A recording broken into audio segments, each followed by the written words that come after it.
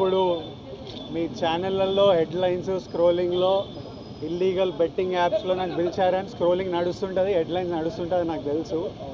కానీ ఫస్ట్ దాన్ని gaming apps clarification గురించి విజయ్ దేవరకొండని పిలిచారు అని ఫస్ట్ ఆ హెడ్లైన్ మీరు నా గురించి మార్చాలి. ఎందుకంటే బెట్టింగ్ యాప్స్ ఇన్వెస్టిగేషన్ తప్పకుండా నడుస్తుంది. కానీ మనని పిలిచింది వాళ్ళకు కూడా తెలియదు మన పేరు ఎందుకు వచ్చిందో. బట్ మన పేరు వచ్చినందుకు వాళ్ళు వెరిఫికేషన్ చేసుకొని వాళ్ళ డెలిజెన్స్ తీసుకోవాలి. మనం చేసింది గేమింగ్ యాప్స్కి ఎండోర్స్మెంట్. గేమింగ్ యాప్కి బెట్టింగ్ యాప్కి అసలు సంబంధమే లేదు.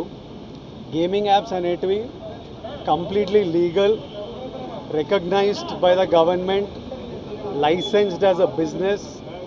వాళ్ళకి జిఎస్టీలు, టీడీఎస్లు, కంపెనీలు, it's fully registered, recognised by Supreme Court and various state governments. అది గేమింగ్ యాప్. అటువంటిది A23.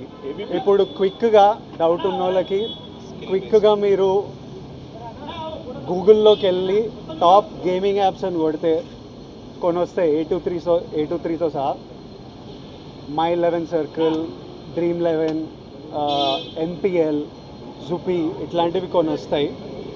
ఇవన్నీ రిజిస్టర్డ్ గేమింగ్ యాప్స్. ఇవన్నీ మన ఇండియన్ క్రికెట్ టీమ్కి స్పాన్సర్, మన ఇండియన్ ఒలింపిక్స్ టీమ్కి స్పాన్సర్, మన ఇండియా ఉమెన్స్ క్రికెట్ టీమ్కి స్పాన్సర్, ఐపీఎల్కి, ఎన్పిఎల్ ఒకదానికి అఫీషియల్ స్పాన్సర్, వేరియస్ కబడ్డీ లీగ్కి, వాలీబాల్ లీగ్కి అన్నిటికీ వీళ్ళు స్పాన్సర్ చేస్తారు. ఎందుకంటే these are completely legal entities.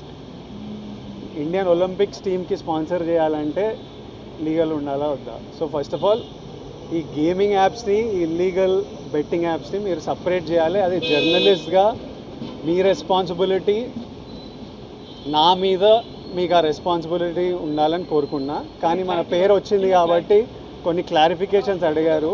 ఆ clarification account details, transaction details ఏంటి, ఆ కంపెనీ అవన్నీ పంపించేసినాము. ఇంతటితో సమాప్తం. Thank you.